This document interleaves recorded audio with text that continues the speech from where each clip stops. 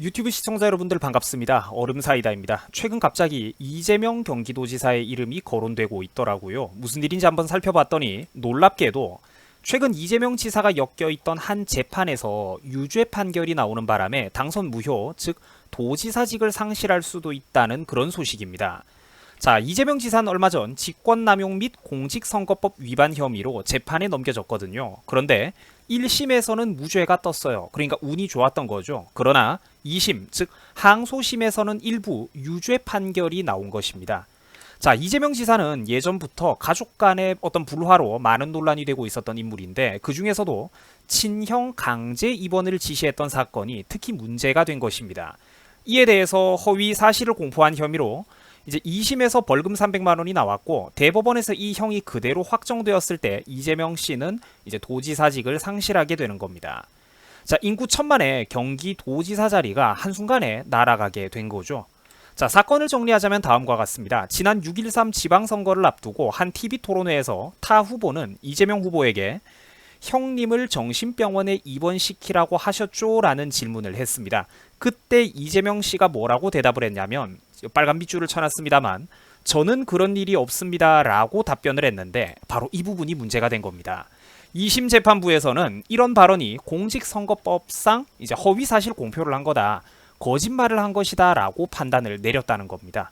자, 1심에서는 그 정도까지 심각한 사안은 아니다 라고 무죄를 선고했었지만 최근 이번 2심에서는 친형에 대해서 강제 입원 절차를 분명히 지시를 했고 일부 절차가 진행되었음에도 이제 이재명 씨가 이런 사실들을 고의적으로 악의적으로 숨겼다라고 본 것입니다. 자, 유권자들의 공정한 판단을 방해할 만큼 사실을 왜곡한 발언이다라고 이제 1심과는 달리 이 부분에 대해서 유죄 판단을 내린 겁니다. 이제 벌금 300만 원이 이번에 선고가 되었는데 공직자들 입장에서는 이 벌금 300만 원이 무서운 게 아니라 그로 인해서 당선 무효가 따라온다는 게 정말로 무서운 부분입니다. 자, 왜냐하면 국민들이나 지역 주민들의 투표를 통해서 뽑힌 선출직 공무원의 경우 이제 공직선거법 정치자금법 위반으로 벌금이 100만 원 넘게 나온다면 당선이 무효가 되기 때문입니다. 이게 정말로 무서운 거거든요. 그래서 시장이라든지 군수들이 어떤 잡음에 휘말렸을 때 벌금이 90만 원이 나오면 사람들이 짜고 치는 고스톱이라고 조롱을 하는 게 바로 이런 이유 때문입니다.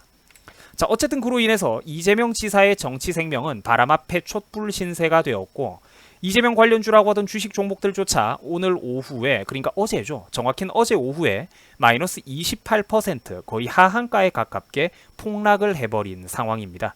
뭐 이런 것 때문에 정치 테마주 건들지 말라고 또 그렇게 주식 격언들이 많은 거죠. 자, 아마 소액이라도 주식 투자를 해보셨던 분들이라면 이런 게 얼마나 무시무시한 사건인지 짐작이 잘 되실 겁니다. 참고로 유튜버 얼음사이다는 이재명 씨를 그다지 좋아하지는 않습니다. 왜냐하면 의외로 모르는 분들이 많아서 오히려 제가 더 놀랐는데 이재명 씨는 전형적인 아주 강력한 좌파적인 성향을 띠고 있는 인물이기 때문입니다. 자, 예를 들면 뭐 독일에는 대기업이 없다, 세계적인 브랜드가 없다, 뭐 이 발언은 굉장히 유명한 말이거든요. 뭐 이제 지금이라도 네이버에 검색해 보시면 이재명 씨가 했던 이 망언이 자료가 쏟아져 나오는데, 자, 물론 이재명 씨 발언의 관점이라면 뭐든지 다 해먹는 대기업이 문제다, 독일에는 뭐 탄탄한 중소기업들이 많다, 뭐 이런 식으로 이제 전형적인 한국 좌파들의 머릿속 꿈 같은 얘기를 말한 것입니다. 이제 세상을 아름답고 간단한 꽃밭으로만 바라보는 거죠. 자, 일단 그런데 이재명 씨의 주장과는 다르게 독일은 당연히 세계적인 대기업, 유명 브랜드가 수도 없이 존재하는 나라입니다. 당장 우리에게도 익숙한 유명한 벤츠라든지 BMW, 아우디, 폭스바겐 같은 자동차 회사 한번 생각해 보세요. 그리고 또 스포츠 용품 전문점인 뭐 퓨마라든지 아디다스 같은 브랜드를 한번 생각해 보시기 바랍니다. 그게 그저 그런 중소기업입니까? 절대 아니죠. 별로 유명하지 않은 브랜드인가요? 절대 아니라는 겁니다.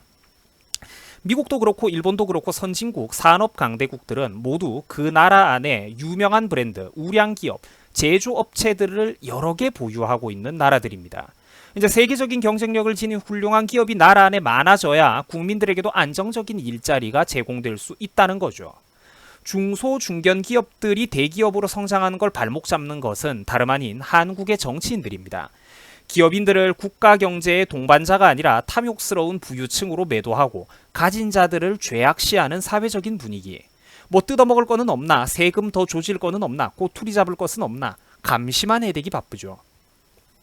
일각에서는 기업들이 일부러 사업 규모를 더 확장하지 않고 적당한 선에서 유지하는 사례까지 우리 한국에서 나올 정도입니다. 왜냐?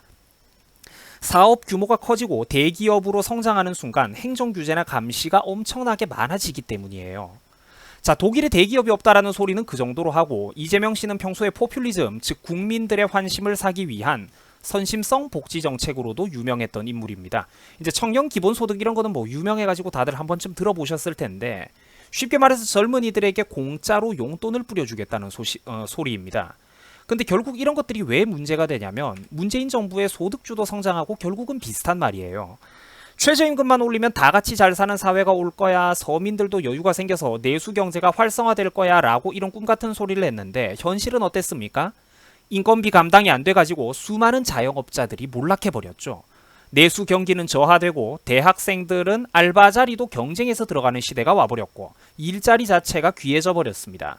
저임금 일자리조차도 이제는 귀해져 버리니까 내수 경제는 계속해서 악화가 되고 서민들은 더욱더 죽어나가게 된 것이죠.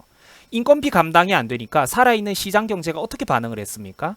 목돈이 좀 들더라도 무인기기 도입이 가속화되기 시작하고, 사람들을 자르고 직원들을 줄여서 예전에는 3명이 일하던 거를 이제는 2명이 코피 터지게 일하는 시대가 왔다는 겁니다. 기업들은 한국에서 사업하기가 힘들다며 밖으로 나가버리는 해외 직접 투자액이 역대 최대치를 기록하고 있어요. 청년들, 국민들에게 마구잡이로 용돈을 뿌리고 이런 것들이 왜 실패할 수밖에 없냐면, 실질적인 생산과 가치 창출, 성장 동력 확보가 전혀 안 되기 때문입니다. 그 어떤 미사억으로 그 어떤 경제학적인 말장난을 치려고 해도 이런 정책은 실패할 수밖에 없어요. 결국은 그 손해를 최종적으로 정부 재정이라든지 국민 세금이 감당하게 되어 있거든요. 카드 빚 돌려막기랑 똑같은 겁니다. 포퓰리즘은. 제가 평소에 항상 법인세를 인하해줘야 된다, 상속세를 인하해줘야 된다, 기업하기 좋은 환경을 만들어줘야 된다, 각종 행정 규제를 철폐해야 된다, 원자력 발전으로 저렴한 에너지 동력을 대규모로 확보를 해야 된다, 이런 소리를 제가 반복을 하는 게 이유가 있습니다.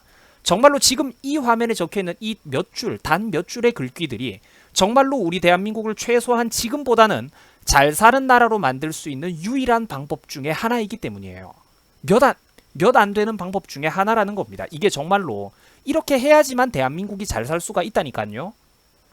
좌파가 집권하고 나서 브라질과 베네수엘라의 경제가 결국 어떻게 됐습니까? 국가에 그렇게 돈이 남아 돈다면 최소한 저런 돈들을 젊은이들이라든지 국민들에게 기본소득이라는 미명하에 함부로 용돈으로 뿌리면 안 되고, 국가에 그렇게 돈이 남아 돈다면 최소한 그 돈들은 사회적으로 꼭 필요한 공공 인프라 분야에 투자를 해야죠. 고속도로를 뚫고 공항과 항만을 만들고 발전소를 만들고 이런 거 말입니다.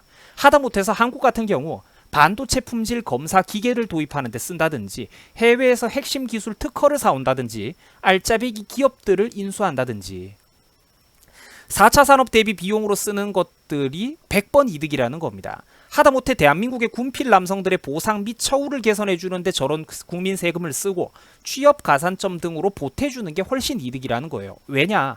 그들은 국가를 위해서 정당한 노동과 의무를 수행했기 때문입니다. 노동과 의무를 수행했기 때문이에요. 정당한 이들에게 정당한 대가와 보상을 지급하자는 거죠. 최소한 나라 돈이라는 건 쓰더라도 이런 식으로 생산적인 방향으로 써야 된다는 겁니다. 그냥 원자력 발전소만 더 지어도 최소한 국민들의 전기요금도 인하시켜 줄 수가 있고, 건설 경기나 국내 원전업계 되살아나는 데도 도움이 된다는 거예요. 자, 그래서 오늘의 영상은 이런 식으로 한번 마무리를 해봤습니다. 이재명 씨의 정치 생명은 앞으로 어떻게 될까요? 참고로 선거사범은 기소 1년 이내에 재판이 마무리되어야 합니다. 이제 이재명 지사는 지난해 12월에 기소가 되었고요. 그래서 언론에 의하면 올해 안에 대법원 최종 판결과 운명이 판가름 난다고 합니다. 자, 여러분들 수고하셨습니다.